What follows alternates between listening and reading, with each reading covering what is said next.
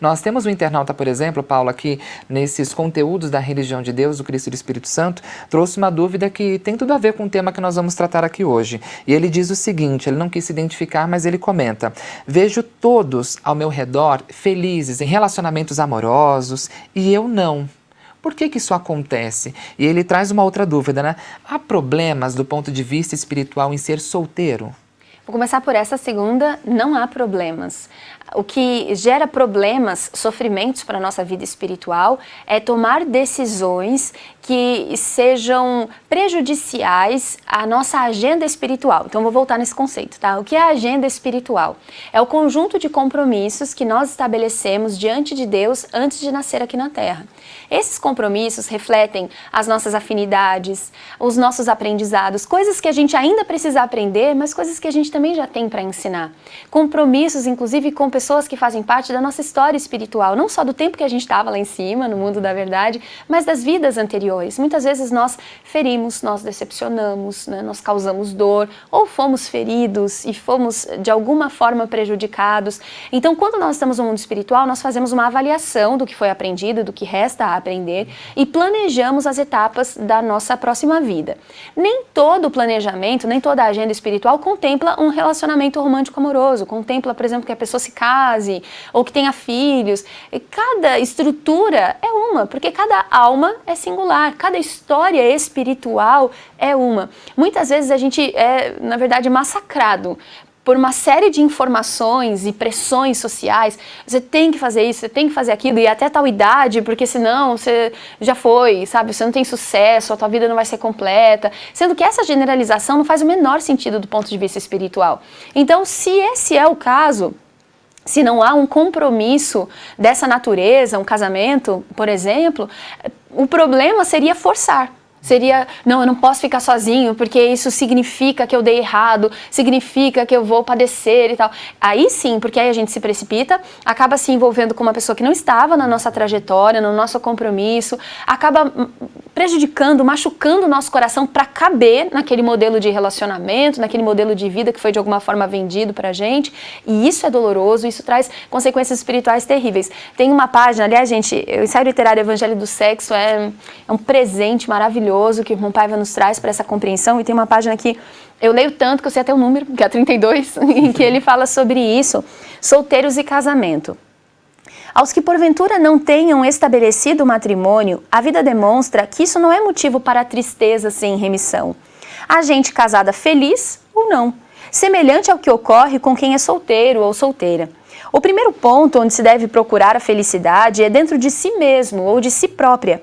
A realização do sentimento pode ser encontrada na integração da criatura em uma tarefa que a realize, naquilo que veio fazer na Terra. Conheço vários exemplos e vocês também. Há muita gente sofrendo no mundo à espera de socorro. Resta bastante a ser feito, em prol de comunidades por solteiros e casados.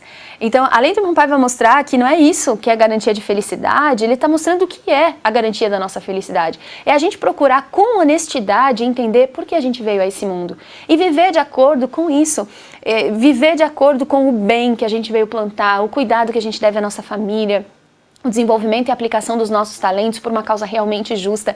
Isso vai preenchendo a gente. E aí tem um ponto muito importante, né? A gente vive muitas vezes uma narrativa social, pela mídia, em vários caminhos, de que a nossa sensação de realização, de que nós somos completos, vem do encontro com alguém.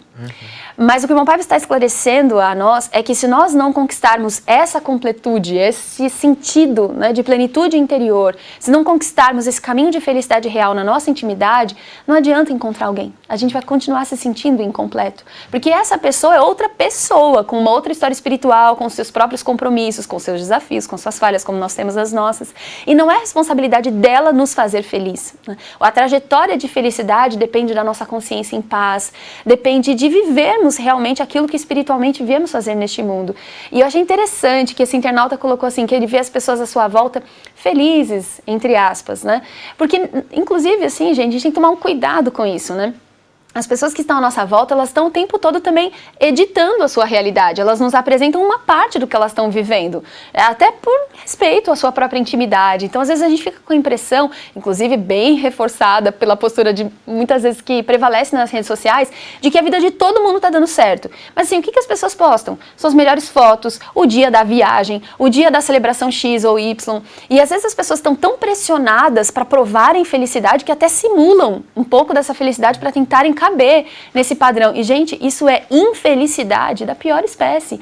Então a gente precisa parar de se comparar, sabe? Parar de pensar, a vida do outro tá dando certo, a minha não. Olha como fulano isso, ou como cicrano aquilo. Cada um tem uma história. E a gente não sabe o que as pessoas estão vivendo de verdade. Então a melhor coisa é não se comparar realmente, não julgar, não tem como a gente saber o que está passando no coração de cada um, mas realmente procurar se conhecer, falar abertamente, sabe? Fala com o seu anjo da guarda, fala com Jesus. Busca essa resposta, o que eu vim fazer neste mundo, né? Peça com honestidade. Se for um relacionamento que estiver no seu caminho, isso vai se apresentar. Se não for, isso não quer dizer infelicidade, né? Isso quer dizer que é a sua vida, que é a sua trajetória. Não tem nada de errado com você. Isso é muito importante, buscar esses caminhos dentro de nós e, inclusive, às vezes até a gente como familiar, como amigo, também se colocar um pouco nessa condição. Será que às vezes a gente está forçando essa situação por alguém? Pressionando a pessoa. Pressionando. Então, às vezes pode ser aquela situação no almoço de domingo, falar, mas e aí, fulano? Tá sozinho aí? E aí, fulana? E fica uma coisa assim, você é muito seletiva. É. Você tem muito critério. Ninguém vai ser perfeito. E não é esse o ponto, né? As pessoas, cada uma tem uma história. E a gente entende isso. Por que alguém da família fala dessa forma? Porque fica pensando, nossa, vai ficar sozinho, vai ser infeliz. Não necessariamente, gente. E quantas pessoas narram isso? Olha, eu me precipitei porque eu não aguentava mais ter que dar satisfação. Ou pessoas que param de frequentar, não vão mais no almoço, eu não quero mais me sentir errado dentro da minha própria casa. Então, o que foi Jesus nos ensinando o seu amor? Foi a aceitação incondicional. Respeitar cada um como é, o tempo de cada um e entender isso e fazer a pessoa se sentir amada e valorizada do jeito que ela é.